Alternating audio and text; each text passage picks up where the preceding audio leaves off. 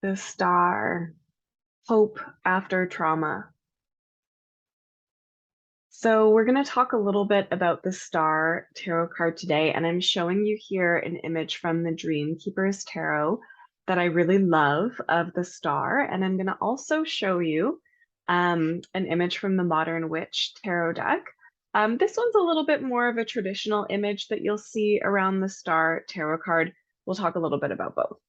So the energy of this card is very much about hope after trauma, okay? Hope after a particularly difficult time. So in this somewhat more traditional image here, you have this lovely naked woman pouring some water out into a little body of water and pouring some water out onto the land. The two pictures can mean lots of different things. It's maybe conscious and subconscious, maybe it's two parts of the self, maybe it's, releasing the waters from the last cycle and coming back to the waters from a new cycle. I think when you're looking at the card, you want to think a little bit about what are the two jugs that you're holding, if that makes sense. Like, what are the two things that you're holding in your hands?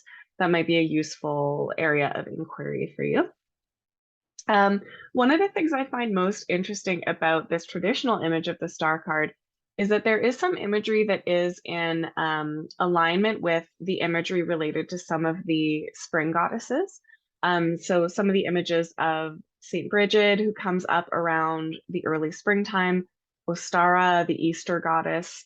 You have this kind of lush green land. You have this bird, which, I mean, I don't know. It could be a crane. I think of a stork when I see it, though it's not specifically carrying a little bundle of baby. There's this star shining, there's a tree, and the nakedness of the woman can also indicate something about fertility. So there's a relationship with this card to the early springtime.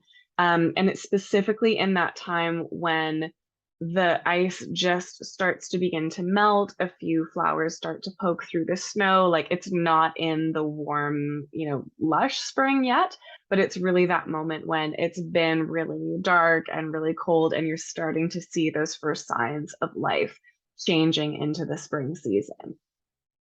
So, when we think about this in terms of our sort of internal or emotional selves, this card will often show up when things have been really difficult for you, and they're going to start to turn around. So it's just, again, that feeling of hope, but specifically hope after a particularly difficult time.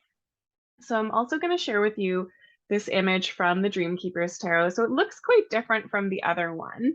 But there are some similar symbols that are happening here. So we also have this character who is very much in the water.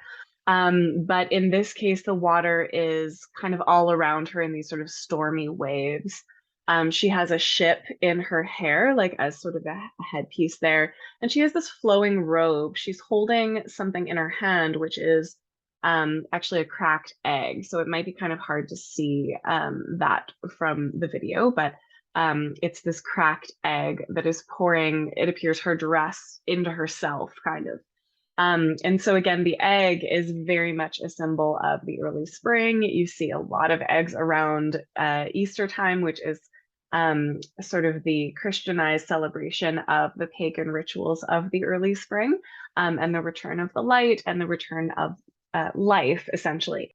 From the Christian tradition, Easter is a celebration of the resurrection of the Christ specifically. So there's this story of Jesus dying and remaining in the dark and in death for 3 days, and then coming back to life again, and that being the beginning of a whole new story for Jesus's life.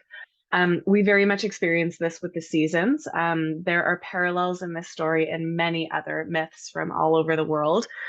This idea that, we sort of fall in the fall into this dark season of winter.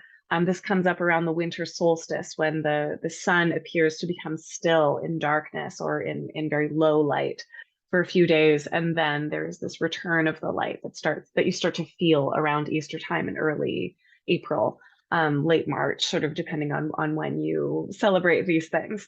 And so that sort of internal mythology of being in a dark night of the soul, as it were. There is a time when we die to ourselves many times over in our lives. Our identities change, we lose something significant to ourselves, but there's always that light that returns. There's always that cyclic return of life that comes back. So we have this gesture to, again, fertility, but it may or may not, it doesn't necessarily have to mean fertility in the literal sense. That might be something that you're working with in your life.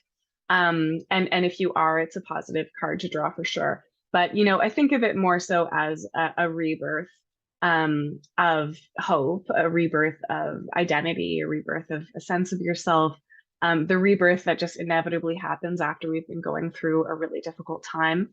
I think about post-traumatic growth here. So this is the idea that going through traumatic times can sometimes, on the other side of it, give us really useful lessons. They can make us more compassionate to other people because of what we've been through. We can learn something about our resilience. We can learn something about the people who are really there for us in difficult times.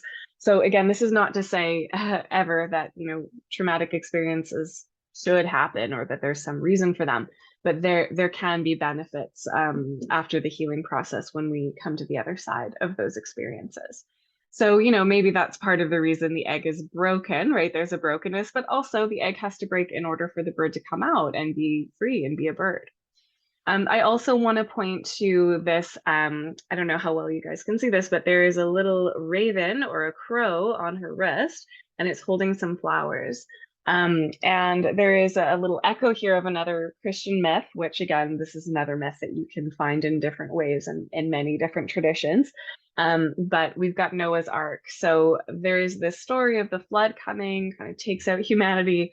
And Noah and his menagerie of pairs of animals are just floating aimlessly in the floodwaters for over a year. If you count the days in the Bible, it's actually over a year. It's a pretty long time. And Noah finally sends out a raven to see if the raven will find any land. It doesn't come back. He sends out a dove. He sends out another dove. I think it's the third dove that finally comes back with the olive branch, which is basically the signal that the bird has found land, which means the time of the flood is coming to an end. There's going to be time to land and, cultivate agriculture and all of these things and enter into the new phase of humanity post Noah's flood. So again, it's just this symbol of, those first signals of things starting to turn around, those first signals of sighting land after having been floating for so long in the sea, in the ocean of whatever it is. So if you've pulled the star card, it is a really beautiful card to receive. It's definitely a hopeful one. But I do just want to honor that usually the star shows up because there's been some difficult times. It's not like the sun, which is a card that comes up when it's just really rainbows and flowers and like everything feels really good. The idea with the star is that the sun is coming and there's going to be some waiting, or some work maybe that's going to have to happen before the sun sort of fully reappears. But that process has started and that you're in a time of sort of shifting out of that really difficult period. As always, when you're looking at the cards, you want to take most seriously your reactions, your intuitions when you're looking at the images. What comes up for you when you see these images? How do you feel when you look at them? Do you have a relationship right now with water, which is the element of emotion? Fertility, new growth, new birth. The idea of a star, of course, it's this idea of, something that can direct you, right? It's like the North Star, like you can find your way via this light. So, this might also be a time to look around for, what is guiding you, especially if you are feeling like you need some guidance, where can you find those signals that are helping you to get onto the path that you need to be on after this difficult period that you've been through.